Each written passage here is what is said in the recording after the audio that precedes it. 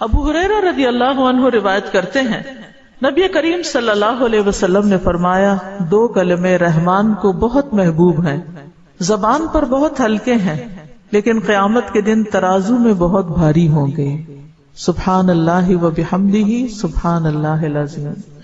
اللہ اپنی حمد کے ساتھ پاک ہے، اللہ پاک ہے جو بہت عظمت والا ہے۔ تو جیسے ہم جانتے ہیں کہ نفلی عبادت میں افضل عمل اللہ کا ذکر ہے، تو یہاں پر اس ذکر کی خاص شکل بتائی گئی کہ اللہ تعالیٰ کی حمد و ثنا اور پاکی بیان کرنا۔ سبحانہ کا مطلب کیا ہوتا ہے کہ وہ پاک ہے۔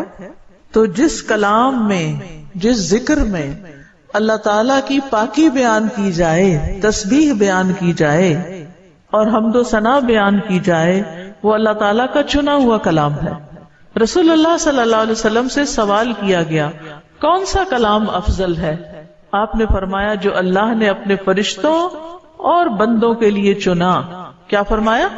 جو اللہ نے اپنے فرشتوں اور اپنے بندوں کے لیے چنا۔ سبحان اللہ و بحمدہ، ٹھیک ہے، سبحان اللہ و بحمدہ۔ یہ تمام مخلوق کی نماز ہے، تمام مخلوق کی نماز ہے۔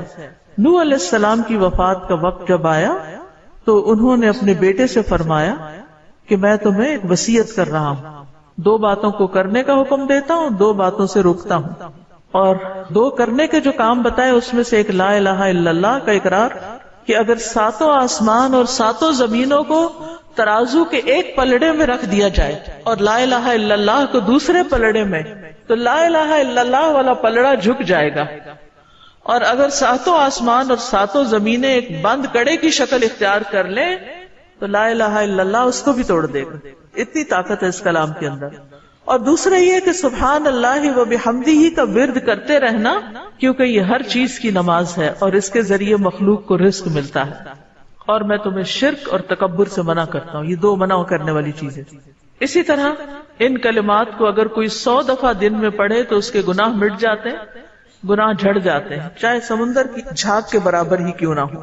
پھر اسی طرح ایک اور حدیث میں آتا ہے سنن ترمذی کی، جو شخص سبحان اللہ العظیم و بحمدہ کہتا ہے اس کے لیے جنت میں کھجور کا ایک درخت لگا دیا جاتا ہے، صرف ایک دفعہ کہنے سے۔ کہہ لیجیے سبحان اللہ العظیم و بحمدہ۔ اللہ کے راستے میں سونا خرچ کرنے سے بہتر ہے۔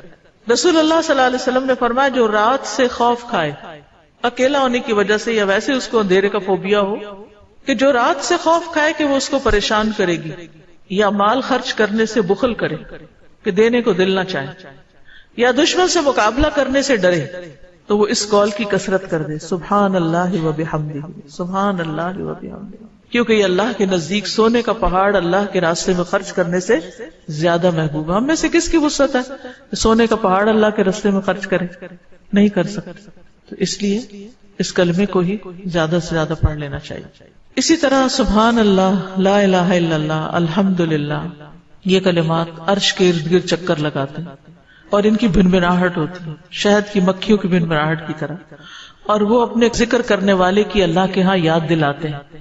تو آپ نے فرمایا کیا تم میں سے کوئی یہ پسند نہیں کرتا کہ اس کے لیے کوئی ایسا ہو جو ہمیشہ اللہ کے ہاں اس کی یاد دلائی جاتے رہے؟ یعنی کوئی ایسا طریقہ ہو کہ ہمیشہ عرش کے ارد گرد آپ کا ذکر ہوتا رہے۔ قیامت کے دن بھی یہ انسان کا بچاؤ کریں گے، یعنی جہنم سے بچانے کے لیے سبحان اللہ والحمد للہ ولا الہ الا اللہ واللہ اکبر۔ پھر اہل جنت کا ذکر کیا ہوگا؟ ان کے سانس کے ساتھ ان کو تسبیح و تحمید سکھا دی جائے گی کہ بولنا بھی نہیں پڑے گا، سانس لیں گے اور سانس کے ساتھ اللہ کا ذکر جاری ہو جائے گا۔ یہ جو احادیثوں نے بیان کی، یہ آپ کے پاس کارڈ ہونا چاہیے تسبیحات کی فضیلت والا، اس میں لکھی ہوئی ہیں، دوسروں کے ساتھ بھی شیئر کریں، اور خاص طور پہ بچوں کو ذکر کرنا سکھائیں۔ ان کے اندر بھی ایک کامنس آتی ہے، ایک سکینت آتی ہے۔ ہم بعض اوقات یہ سوچتے ہیں یہ تو بچے ہی ہیں، ابتدائی عمر سے، چھوٹی عمر سے، کہ چلو یہ پڑھو، انگلیوں پہ گنتے ہیں، اچھا تم نے کتنی دفعہ پڑھ لی، کتنے جنت میں درخت لگائے، تو آہستہ آہستہ ان کو عادت ہو جاتی ہے۔